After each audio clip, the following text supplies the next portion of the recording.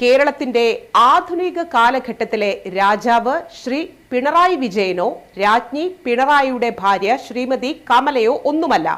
ശ്രീ പിണറായി എത്രമാത്രം കഷ്ടപ്പെട്ടും എത്രമാത്രം പ്രശ്നങ്ങളെ അഭിമുഖീകരിച്ചുമാണ് ഇന്ന് ഈ പദവിയിൽ എത്തിയിട്ടുള്ളത്. വേണ്ടത്ര പക്വതയോ പരിപാകമോ പല കാര്യത്തിലും അദ്ദേഹത്തിന് ഇല്ല എന്ന് നമുക്ക് വിമർശിക്കാം. എന്നാൽ അദ്ദേഹം പിന്തുടർന്നു വന്ന രാഷ്ട്രീയത്തിന്റെ തീച്ചൂളയിൽ അനുഭവങ്ങളും തിരിച്ചറിവുകളും കരസ്ഥമാക്കിയാണ് അദ്ദേഹം കേരളത്തിന്റെ മുഖ്യമന്ത്രിയായി തുടരുന്നത്. എങ്കിൽ യാതൊരുവിധ അനുഭവങ്ങളും കൈമുതലായി ഇല്ലാതെ ചെറുപ്രായത്തിൽ ഈ പാർട്ടിയുടെ തണലിൽ ചിലപ്പോൾ SFI രാഷ്ട്രീയത്തിൽ മുഖം കാണിച്ചും DYFI ചുമതലയിൽ വന്നും രാഷ്ട്രീയ നേതൃത്വം ഏറ്റുവാങ്ങിയ തിരുവനന്തപുരം മേയറും ഭർത്താവും രാഷ്ട്രീയ പക്വത നേടിയവരോ നേടാൻ ശ്രമിക്കുന്നവരോ അല്ല എന്നതാണ് കണ്ടുവരുന്ന വസ്തുത.